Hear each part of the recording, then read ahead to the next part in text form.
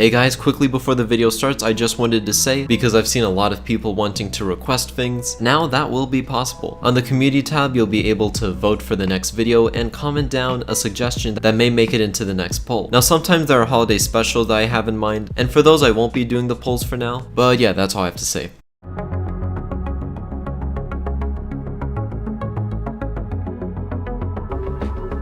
I love the Power Glove. It's so bad. But why so, Lucas? It's more memorable now for being represented as Nintendo's Infinity Gauntlet than it is a device. And in a world where motion control is pretty common, this thing looks like it's ahead of its time. Well, if you don't understand why, then history does, so let's take a look back and see what happened to the Power Glove.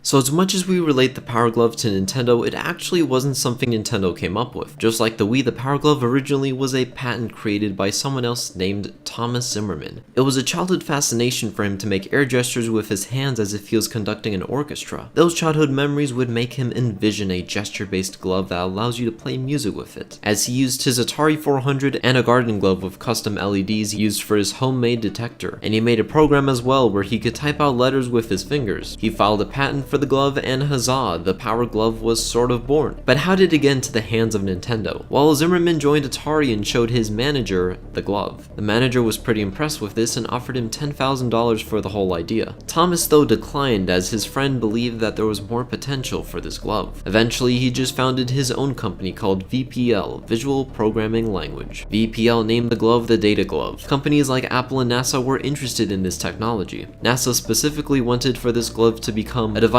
used to control robots in space. And when you have companies like that, you know that big money's coming with it. Unlike Atari's manager offering $10,000 for the whole idea, each glove now was being valued at $10,000 individually. So the Data Glove as an idea was pretty successful, people were interested. But there's a bigger world outside of the science and technology one, and with that idea, VPL was interested to see if this technology was good for the entertainment industry. So VPL partnered with Abrams Gentile Entertainment, also known as AGE. They wanted to partner with Mattel on this idea, but Mattel was kind of scared of doing something in the video game world after the failure of the Intellivision. But AGE was like, dude, this is a glove that can do more than just a glove. It has gestures, I mean, come on. I think this is gonna do well. So Mattel was like, okay then, let's see if the CEO of Mattel really likes this. So CEO Jill Barrett tried it out with Punch-Out and landed a knockout on the first hit. And after that, she basically said yes. And yes, this actually happened. Now here's the problem though. Remember when I said the glove went for $10,000 even more dollars? That's not really a realistic price to sell to the average consumer. Also, they needed to get this glove ready for CES 1989, and CES is held in January. And this is October of 1988 that we're talking about, so they were very strict on time. They also needed a sensor, and also they didn't have many games to test it on. So they decided to start with Super Mario, starting with the basics. AGE completed their first prototype and showed it off in mid-December. It didn't exactly work.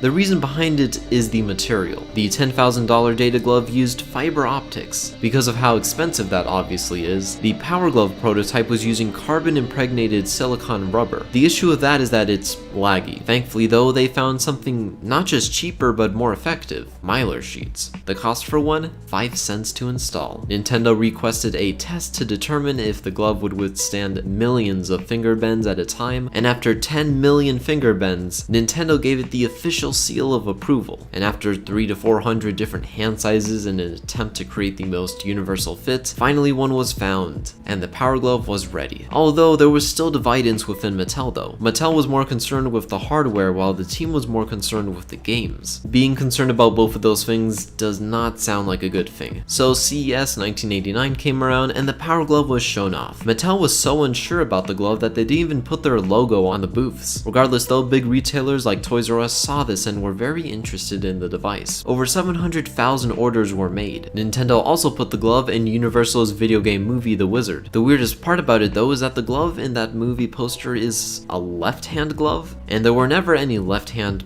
Power Gloves ever created, so this is a very weird mistake. So the holiday season arrived, and this was the hottest product at the time. If you were a kid, this was the hoverboard. This was something you had to have. It just looks so cool, controlling a game with your fingers, gestures. So during that holiday season, kids from all over the globe unboxed their gloves from jolly old Nintendo that holiday season. And they came to find out that it was dysfunctional, confusing, and even uncomfortable to wear. But I mean, what else do you expect from a glove that's 125% cheaper that's built for scientists to use? So yeah, I guess the material did not work out as expected. The biggest problem with the glove was calibration. The Angry Video Game Nerd, which I'm sure all of you have seen this video, shows great examples of how the glove doesn't work. Most people who had the glove, I would assume, either threw it away, kept it for some reason, which I guess was a good idea. In total, only 1.3 million gloves were ever sold, and after a year, the glove was taken off shelves.